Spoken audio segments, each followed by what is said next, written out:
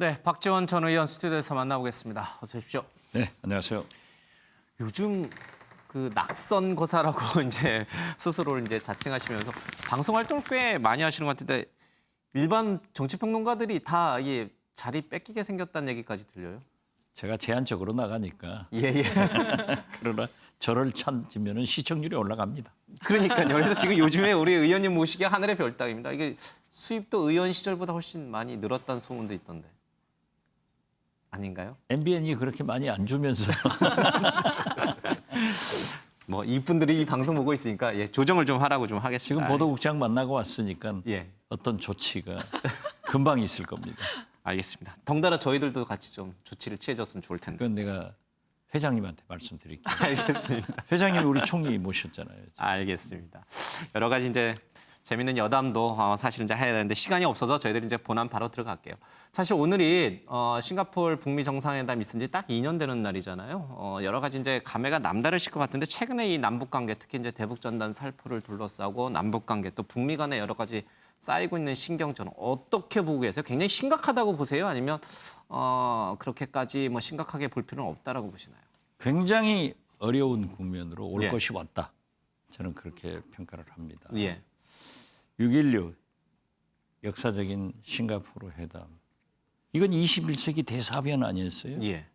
그런데 하루 전에 리성권 외교부장이 저런 발표를 했고 예. 이호 여사님 일주기 하루 전 6.15 6일 전에 예.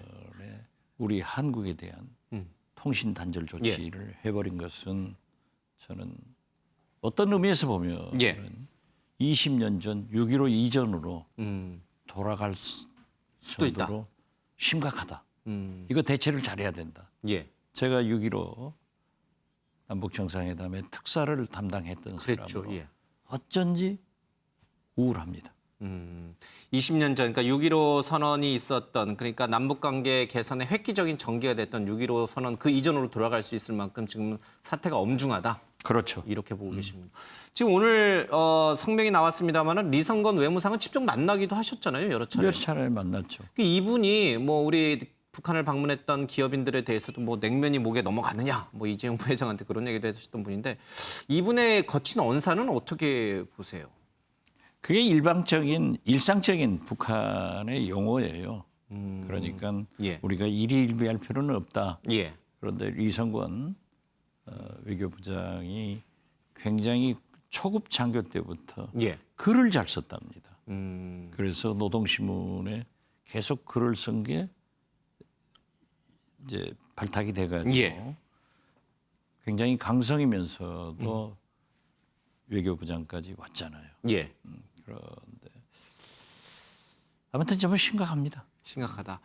당시에는 박지원 의원께서 이제 여러 가지 가교 역할을 통하면서 위기 때마다 남북 관계의 어떤 위기를 돌파할 수 있는 그런 뭔가 물밑 움직임을 주도하셨는데 지금은 어때요? 보시기에 지금 이 리성건 외무상이 저렇게 강하게 나오는 거 물론 이제 미국에 보내는 메시지가 더 강하겠습니다만은 우리 정부하고 북한이 뭔가 이게 연락 채널이 제일 유지되고 있다고 보세요? 지금 현재는 없지 않습니까? 아예 다 끊겼다라고 보시네요. 없는데 코로나 때문에도 예. 올라가지도 못하고 내려가지도 못하고 우리가 미국을 가지도 못하고 오지도 못하고 예. 이런 아주 환경도 굉장히 나쁜데 예. 저는 김여정 제1부부장이 대남 총괄로 전면에 나선 것은 예. 나쁘게 보지 말아야 돼요. 긍정적 효과가 있습니다. 예. 우리가 우리나라에서도 어떤 예. 의미에서 보면은 청와대에 예. 실세들이 포진해서 책임지고 끌고 나가는 것도 필요하거든요. 예. 그런데 특히 김정은 위원장에게 즉각 보고하고 예. 즉각 지시를 받을 수 있는 위치는 김여정 제1부부장밖에 없는 거예요. 예. 그래서 그 일화를 하나 소개하자면은 폼페이오, 앤드루 킴이 북한에서 김정은 위원장과 회담을 했을 때 영변 무슨 시설 동네 하나를 놓쳤대요. 예. 이제 앤드루 킴이. 그래서 김영철 부장한테 거기가 어디냐 좀 위원장한테 확인해 달라. 자기들은 최고 저놈한테 확인할 수 없다. 예. 암담한데 예. 제일 중요한 곳을 빠졌으니까 지명이 빠졌으니까. 그런데 김여정 예. 부부장이 배석에 있었으니까 지나가니까 딱 잡고 물었더니 금방 들어가서 확인해가지고 알려주더라는 거예요. 그럼 김여정이 직접 전면에 나서서 우리 정부를 비난하고 미국 정부를 비난하는 것 자체가 그렇게 부정적인 일이 아니라 저는 부정적인 오히려 일이 더 아니죠. 긍정적으로 볼 수도 있다. 북한은 상투적으로 비난을 잘해요. 예. 또 사실 김영철 부위원장만 하더라도 옛날 군에 있을 때 예. 불바다 만든다고 했잖아요. 그랬죠. 불바다 됐어요? 그러니까 저분들의 어투에 대해서 우리가 예. 행간을 읽어야지 액면 그대로 받을 필요는 없다. 그래서 오히려 모든 일은 김대중 대통령께서 말씀하신 대로 전화위복의 계기로 삼으면 돼요. 예. 이때 대화를 김여정 예. 제1부부장과 하고 김정인 위원장에게 직접 확인하고 정상회담도 할 수 있지 않느냐. 그래서 저는 지금 문재인 대통령의 역할이 굉장히 커진 겁니다. 예. 지금은 남북 정상회담도 해야 되고 한미 정상회담도 해야 예. 되고 지금 트럼프 대통령만 하더라도 우선 11월 대통령 선거에 지금 위기가 왔지 않습니까? 예. 거기에 코로나, 흑백 갈등 여러 가지가 겹치 경제 예. 문제. 그런데 지금 여론조사로 보면 어렵잖아요. 그러니까 트럼프 대통령을 설득해서 북미 정상회담을 해가지고 하노이 회담 노딜처럼 하지 말고 북한이 영변을 폐기한다고 하면 예. 제재를 풀어라. 경제 지원을 해라. 안 그러면 당신 떨어지지 않느냐. 이런 절박함을 얘기하고 예. 그러면 저는 북미 정상회담도 이루어지고 어떤 의미에서 보면은 창조적 파괴, 발상의 전환을 해서 예. 삼국 정상들이 다 지금 어려운 처지이기 때문에 예. 삼국 정상회담도 해야 된다. 그런데 제일 문제는 지금 코로나예요. 예. 그러니까 제가 그런 얘기를 했습니다마는 방호복을 입고라도 풀어내는 그런 창조적 파괴, 예. 발상을 뛰어넘어야지 지금 이대로 두면 굉장히 어려워진다. 저는 그렇게 봅니다. 예. 조금 전에 지금 이 상황을 어려운 국면이다, 올 것이 왔다 이렇게 표현을 해주셨는데 이거에 단초를 제공한 게 지금 대북전단 살포 문제잖아요. 북한에서 이렇게 대북전단에 유독 이렇게 민감하게 반응하는 이유가 있을까요? 이게 어제 오늘의 일은 아니에요. 예. 그런데 대북 전단은 지금 보면은 이 MB 박근혜 정권에서도 많이 일어났어요. 이명박 박근혜 정부에서. 예, 이명박 박근혜 정권. 거기서도 단속했어요. 특히 우리가 주목할 만한 것은 2016년 대법원 최종 판결에서 전단 살포는 표현의 자유이지만 국민의 안전과 재산의 위협을 받을 경우 제한할 수 있다. 이렇게 얘기를 최종 판결이에요. 예. 그리고 2015년 그 전에 이 새누리당 예. 통합당 전신 김영우 수석 대변인은 자신은 물론 타인의 생명까지 위협하는 것은 표현의 자유를 넘어설 문제다. 예. 단속해야 돼요. 그런데 지금까지 단속하지 않은 나는 문재인 정부의 책임이 있다. 오히려. 오히려 책임이 예. 있는 거죠. 왜 안 해요? 그리고 지금 일부 통합당에서 김여정 하명법이다. 이렇게 얘기하는데 그건 아니에요. 이 18대, 19대, 20대 국회에서 다 입법 발의를 했지만은 국회에서 통합당의 반대로 통과되지 못하고 폐기됐을 뿐이에요. 예. 또 그리고 최근에도 통일부에서는 이걸 계속해서 준비해온 거예요. 이제 총선 민의로 실정법으로 제한할 필요가 있다.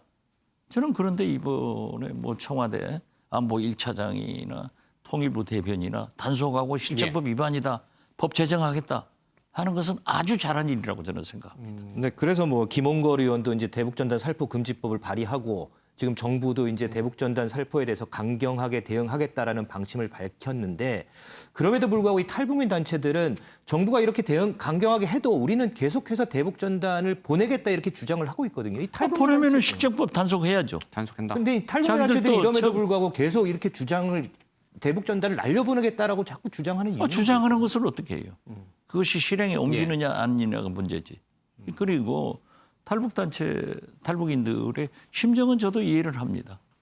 그렇지만은 대법원에서 최종 판결로 이렇게 결정한 것을 누가 뒤집을 수 있어요? 예. 그건 저는 탈북인들 단체가 좀 오만하다. 저는 그렇게 생각합니다. 우리 정부가 무슨 김여정의 뭐 특명 수사대냐 아니면 너무 정부가 저자세로 끌려다니냐는 이 야당의 비판은 어떻게 수용? 그걸 하는 사람들이 비판할 수는 늘 있죠. 있어왔던 비판이다. 그렇지만 저는 이것을 단속하지 못한 문재인 정부의 책임이 있다. 그러니까 만시지탄이지만 이것을 지금 현재 실정법으로 처벌을 하고 법을 제정하겠다 하는 것은 아주 잘한 일이라고 생각합니다. 잘한 조치다. 아니 10개, 10개 기초단체장들이 우리 제발 보내지 마라. 예. 그리고 그분들이 탈북인들이 거기 와서 살포한다고 하니까 보초서서 쫓아내고 그랬잖아요. 이걸 왜 정부가 안 해요? 오히려 강하게 해야 된다. 해야죠. 알겠습니다. 아니 그리고 4.27 판문점 9.19 군사합의를 정상들이 합의했잖아요. 북한은 지키는데 왜 우리가 안 지켜요? 이건 해야죠. 알겠습니다. 예. 그 김여정 제1부부장의 위상 요즘 들어서 조금 더 과거에 비해서 부각되는 것 같은데 사실상 북한의 2인자다라고 판단을 하세요? 그건 오래전부터 그렇게 얘기를 했고 그렇게 된 거 아니에요? 요즘 최고로 뭐 당 중앙 이런 얘기를 하는 것은 사실 확인을 해주는 거예요. 그 직접 만나신 적도 있잖아요. 몇 번 만났죠. 어떤 사람인지 굉장히 궁금합니다. She's so smart. 진짜 스마트하고 잔잔한 미소를 띄우면서 경청을 하더라고요. 그리고 자기 할 말을 딱 하는데 굉장히 절제된 표현을 한다. 예. 그래서 저는 김정일, 김정은, 김여정 세 분을 다 만나봤지만은 나름대로 진짜 두뇌 회전도 예. 빠르고 유머러스하고 잘한다. 그래서 저는 우리가 2조 때나 고려 때 공주, 예. 왕자들 교육을 받잖아요. 상당히 교육을 받은 그런 훌륭한 점이 있더라. 그렇게 생각합니다. 예.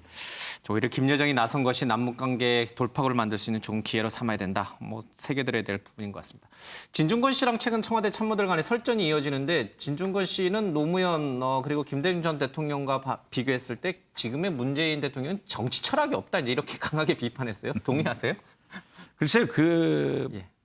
말은 아마 국민의당 초청 받아서 강연을 하면서 사실상 오프로 얘기를 예. 했는데 이제 뭐 정치권에서 얘기한 게 오프가 어디 되나요? 그럼요. 예. 보도가 됐지만은 진중권 교수도 조금 오바했지 않는가. 그런데 그걸 갖다가 그냥 일제히 참모들이. 참모들이 공격을 하니까 결국 키워져 버린 거 아니에요. 예. 그래서 어떻게 됐든 보면은 요즘은 여박, 야진. 여당에는 박지원밖에 없고 야당에는 진중권밖에 없는 것 같아요. 예. 민주당 나와서 지금 이런 얘기를 제가 하지 않아요. 예. 예. 그래서 나는 진중권 교수의 그러한 충언도 예. 잘 새겨서 들어야지 싸울 필요는 없다.